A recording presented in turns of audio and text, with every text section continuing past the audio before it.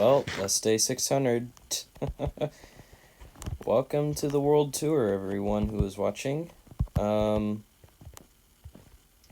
this let's start where we always start, I guess, which is around here, I guess, which is not changed too much. Like, it's definitely changed because I've raised the floor one block and moved a lot of stuff out and covered everything up, though, because there's a lot of holes in here before.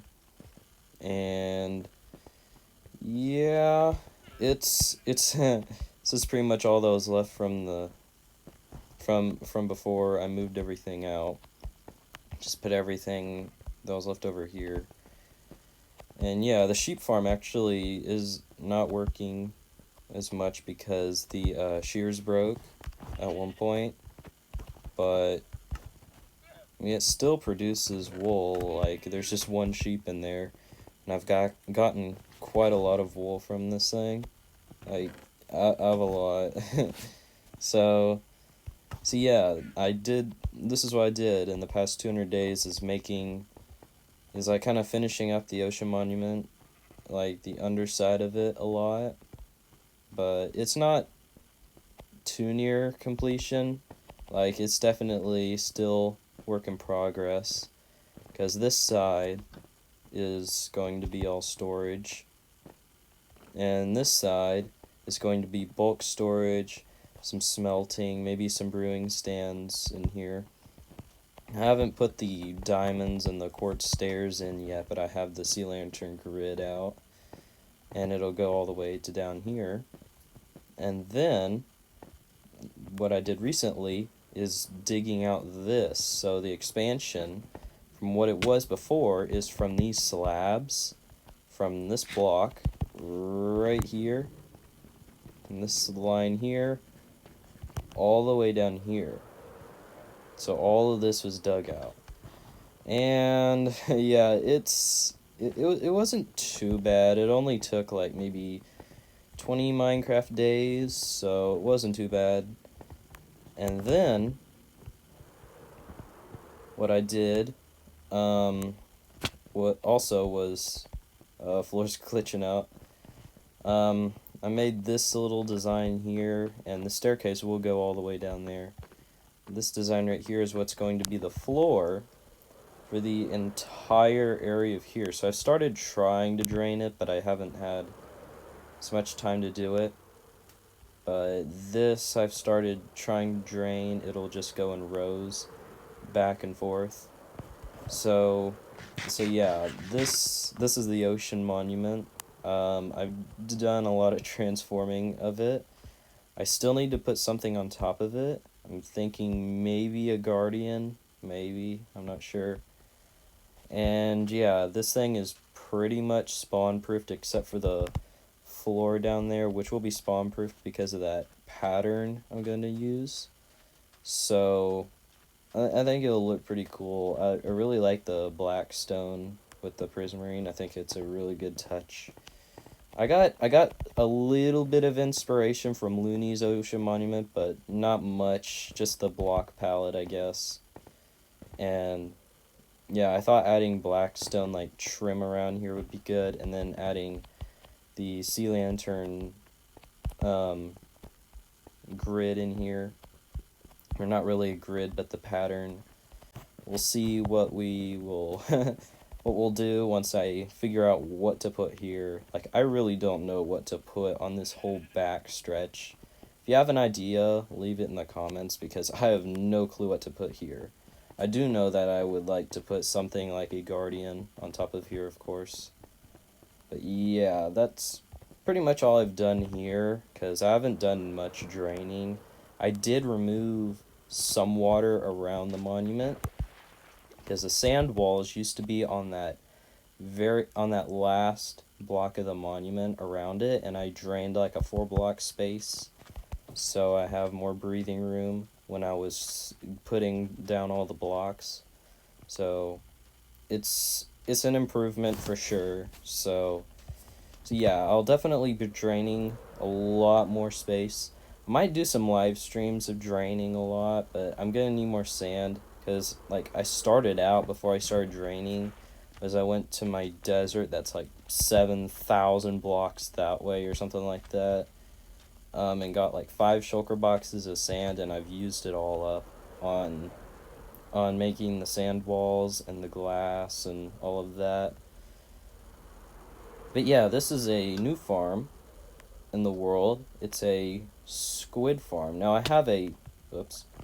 do have a texture pack that removes particles, and the water is not animated like usual, so it looks still. I'll show you in a sec. So yeah, you can see it's like still, and then there's no like bubble column like bubbles. But yeah, it's there, but it's just a texture pack to reduce the lag. And yeah, so I can have higher render distance without having as much lag. But yeah. Yeah, down here is the collection system with a trident killer you can just turn on. And you just AFK up here with a looting 3 sword in your hand, and it'll get you plenty of ink sacs. As you can see, squid are falling down, and if the trident killer was working, or if it was turned on, I would be getting a lot more ink sacs, because if they just fall in that hole, they'll just suffocate. But yeah, you get the point, I guess. This is the drown farm. I haven't used it really much at all, because that thing actually works better than this drown farm like at night. It only works at night to spawn drown, but it is a squid farm for its main purpose, but it does spawn drown during the night, so it's actually more effective at night than this farm is altogether during the day and night. So I don't know, I think that one is a bit better for like so I can get tridents faster for making farms, because the guardian farm over here still doesn't have all its tridents. Still need to fill in all the tridents in this thing. But yeah, this is a really good guardian farm though. It is made by Prowl, I think. I think he designed this farm, and it's actually really, really good. But yeah, I do recommend this because it gives lots of experience and tridents, or not tridents, prismarine. So heavily recommend it. It's not too hard to make. Like, the only time consuming part is draining this area out, and that didn't take too long. So yeah, just like follow his tutorial, I guess. I think I'll link his channel in the description with the channels where I got the squid farm and the drown farm from. So if you want to check out their channels and look at those tutorials, you can. Now I'll head to spawn because I did build a new farm there, and that farm actually almost killed me like very recently, in the past like 15 days, I think, or Minecraft days. I think it was like a couple days ago it almost killed me. So over here, spawn, if it loads in. So this right here is the new farm. Now this is a gold farm, and I will link the channel that has the tutorial to this farm in the description as well. This farm is really good. It's really quick, and you just turn on this and it flickers the portals.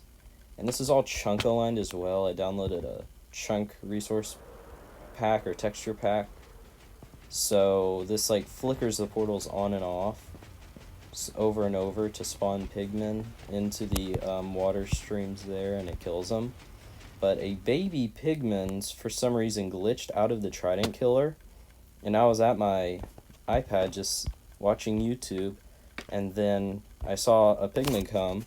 I put on my chestplate real quick and was able to kill it. But the thing is like, it took me by surprise and took out like, I don't know, 7 hearts or something like that. But good thing I have a totem. But yeah, if you ever build this farm and you're using it, just beware that can happen. Now I've used it for like a few hours in total and it didn't happen, so I don't know, kind of weird, but like trident killers are kind of known for pushing mobs out sometimes, but yeah, that's basically it. Now, over here is basically my spawn. This is where I spawn in the world. If I was to die without a bed, this is where I would spawn, is around here. And this is the super smelter. I've been smelting up some glass and some uh some smooth basalt. And yeah, I have something planned for the smooth basalt, which will be coming later, probably after I finish the ocean monument.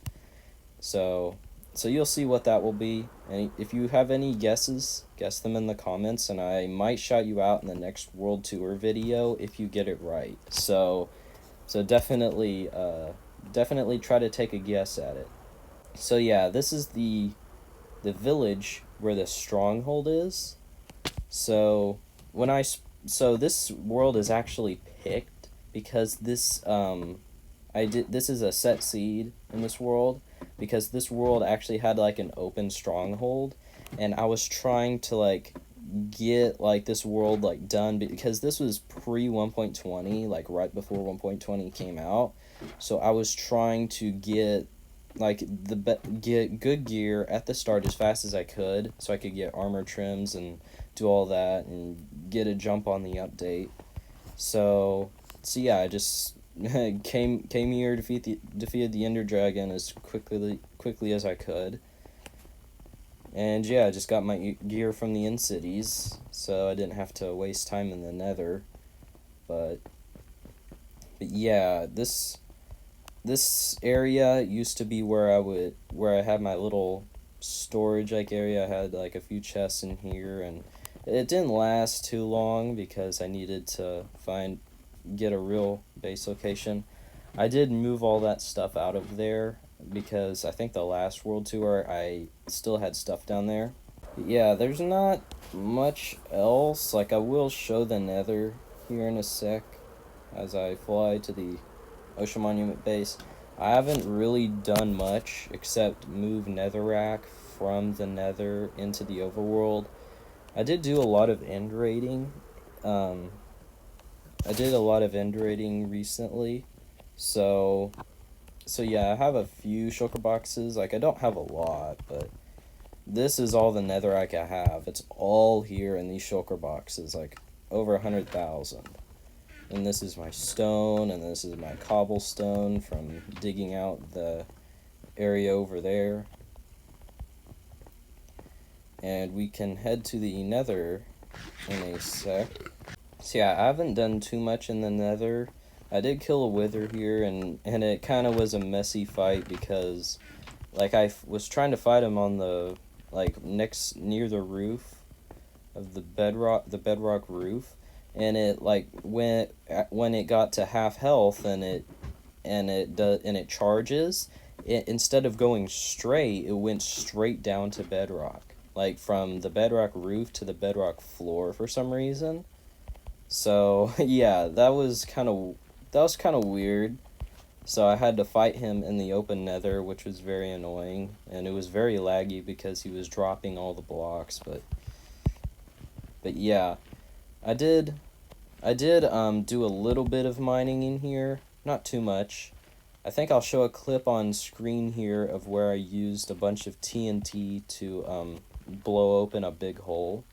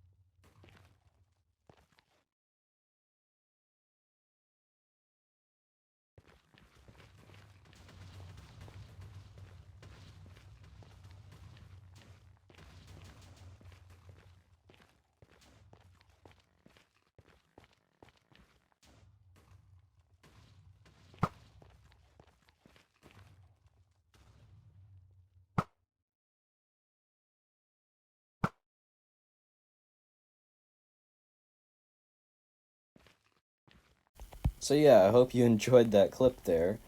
That was a lot of TNT. And that was before I downloaded my new no texture pack or no particle texture pack, because I had an older one and it had no block breaking particles, but didn't make the game as smooth, I guess. So this one makes the game a little smoother, but it's still a little laggy because the blocks don't break immediately, I guess. You see if I mine a little bit, sometimes it freezes and does this. So the blocks are actually being mined, but visually they're still there. And that's why I brought fire resistance. And that's why you always wear your chest plate in the nether and bring a fire resistance potion if you can. Highly recommend it if you don't want to die in the nether, because that saved me several times when digging out this whole thing, is fire resistant potions. So heavily recommend them if you're trying to make a nether perimeter, whether you're on Java or Bedrock or whatever. If you're trying to do anything in the nether, make sure you're bringing fire resistance. And maybe a gold helmet if you're in a spot where there's a lot of piglins. But yeah, I think that's it for this video. I don't really have too much else to show. I think that's pretty much it. I haven't done much but work on the ocean monument recently, so yeah, I think that's it for this tour. Of course, if you did like the video, make sure to subscribe and like so you don't miss an upload. And I will be grinding Paintball 2 a bit more. I haven't been doing too much of it because I've been working on the Minecraft world, of course, just trying to get to 600 days. And yeah, hope you enjoyed the tour, and I will see you next time. Bye!